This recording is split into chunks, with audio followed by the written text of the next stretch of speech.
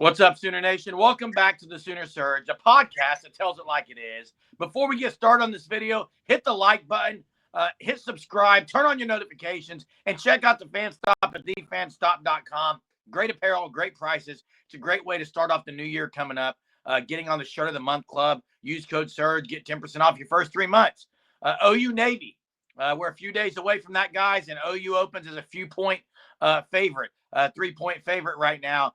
Against the midshipmen. And let's just start, guys, with opening thoughts on this game. There hasn't been a lot of talk surrounding this game because it's clear that the transfer portal is the headline right now. If you're not in the playoff, that is going to be the headline.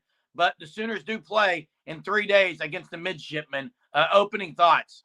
Yeah, it's one of, I believe, 12 teams that Oklahoma has played that they have not beaten is Navy. They lost the one previous matchup back in 1965 in Norman, 10-0. So that's something to note. If Oklahoma were to win the game, that's another team that they can say that they have beaten all time. So that, and then I mean, a lot of people probably watched Army Navy because it was the only game of the weekend following the conference championship week, and those teams are very similar. They run the football a lot.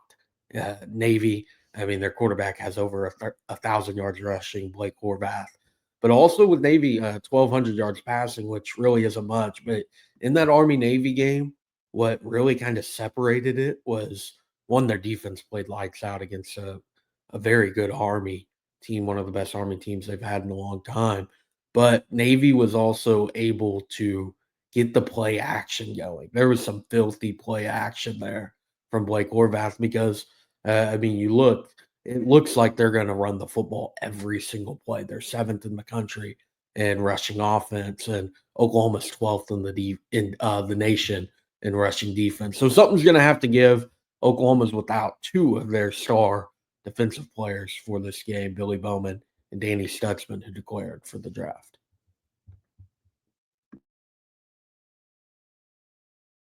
Sorry, guys, had to mute on. You got to be very disciplined against Navy. You mentioned the play action hunter, and that's what kind of killed Army. But you look at the 2 games really throughout the season that they played really, I would say, a lot better competition, Tulane and Notre Dame, and it didn't go too well for Navy. So I expect OU being a lot more talented. Hopefully that will show up on the field. Now, the thing I'm really watching for, other than the young guys, I know everybody wants to see the young guys play. I get it. But I'm watching Michael Hawkins, and it's because I'm interested to see with Arbuckle supposedly coaching quarterbacks, maybe just the demeanor of Hawkins, how he comes to the sideline, talks to Arbuckle, what they do with what Joe John. It's a weird spot, really, if you're Arbuckle, I think, because you're at this game that it's not your offense. But you are coaching quarterbacks. I think it's going to be interesting to see that dynamic. And I think if OU really wants to score points and win this game, I think they need to throw the ball. I just do. I think that's something they need to do. I know you're kind of shorthanded at receiver, but maybe Burks plays, and I'd love to see them throw the ball more than run it this game, guys. You talked about the discipline that OU is going to have Hunter and Jay on the defensive side of the ball, where it looks like Navy's going to run every single play. I do expect. I mean, you can't get your eyes caught looking around. You got to stay focused. Like you said, Hunter, the play action is deadly for them. They're not going to just drop back and throw the ball. I do think it's going to give OU an opportunity, guys, to man up some on the corners. And put more guys in the box, because I don't think there's any receiver that's just gonna frighten the Sooner secondary. And look, if you want to talk about guys to watch for me on the Sooner team, on offense, there's 2 guys I'm really just excited to watch, and it's Devon Mitchell. I say this every day. I'm really excited to see Devon Mitchell play, and I'm excited to see Michael Hawkins and any progress that he's made and what he does on the field, because going into next season, Hawkins needs to be better than he was. Even if he, the backup, they need to have a solid backup on the squad. And I just want to see footwork. I want to see progressions, things like that. On the defensive side, guys, there's a name that stands out to me that I think this game really sets well for him, and it's Boganowski. If they don't want to play two safeties high, if they want to get a safety that's down in the run game, I think he's the perfect guy down there in the run game. And it's going to be interesting. Do they play an extra linebacker? Do you see a lot of Sammy O? Do you see more Lewis Carter? I think Lewis Carter, obviously, you're going to see more with Stutzman being out. But those are some things I want to keep my eyes on during this game. What about you guys? I think there will be a heavy rotation and even at times additional linebackers, like you mentioned, Jerome, because, again, people talk a lot about Oklahoma not being able to pass the football. It's pretty much Navy. You look at their leading receivers, they're 1, 2, and 3, running back, fullback. That's over 1,000 yards of their receiving. Their leading wide receiver, 9 catches, 190 yards. That's Nathan Kent, 2 touchdowns. So really, if they do pass the ball, it's not out wide. It's to somebody in the backfield, or again, the play action, like I was talking about earlier.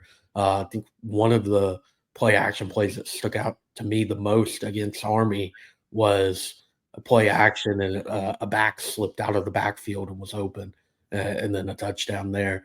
And then also for Navy, just looking through some stats, something that kind of jumps out at you. Second in the nation in interceptions forced. This Navy team forces turnovers, 17 interceptions as a team. They have 2 really good linebackers, and Colin Ramos, 117 total tackles. Kyle Jacob, 91 total tackles. He also has 3 interceptions on the year. So that's going to be something to monitor, is can Oklahoma take care of the football? That's been an issue all year, regardless of who the quarterback's been. The last time Michael Hawkins was quarterback for the Sooners, everyone remembers how that one went. There was 3 turnovers in the first, 6 minutes of the game. I don't think that that's necessarily going to be the case this time around. I think a lot more time to prep and everything he's went through now, that it's going to be a little bit better, but still something to monitor. But I think it's good for Oklahoma, for the team and fans really, to see what Michael Hawkins has, like kind of with a lot more of the young guys around. Ben Arbuckle supposedly coaching quarterbacks. Again, not sure how much that changes stuff, but it's kind of an audition of, okay, what does he have going forward? And you saw some of it early on, but I mean, in his situation, it was not a good situation to be in. Yeah, and hey, and Jeremy, you asked, what am I looking forward to or watching? One thing that I think you can take from this game going into next year, it would be some of these offensive linemen.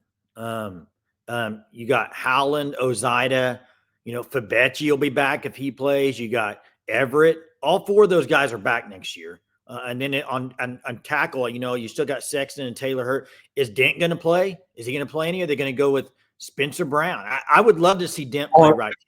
On the depth chart, it's Spencer Brown, Michael Tarquin. Yeah, I'm just saying I would love to see Dent over Tarquin or Brown. But what I'm saying is those guys I mentioned, they're all going to be fighting for jobs next year. Howland, Ozida, Fabechi. I mean, I think maybe Everett, you could say he's probably the guy at center next year. I think you might be able to say that right now. But the other guys, they're all fighting for position. I didn't even mention EPL. Can EPL get some run in this game?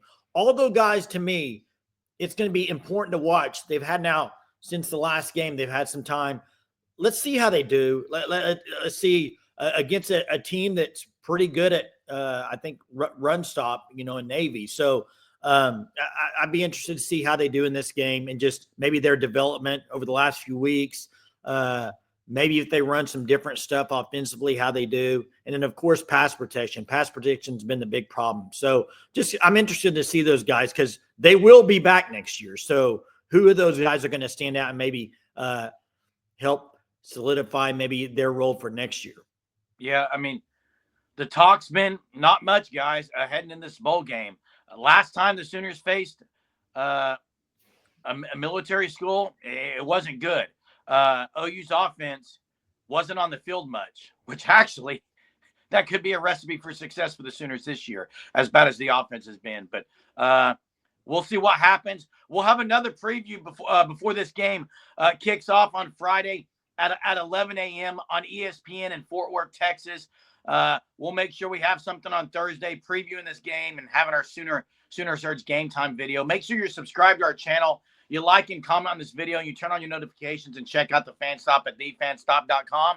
Have a Merry Christmas, Sooner Nation.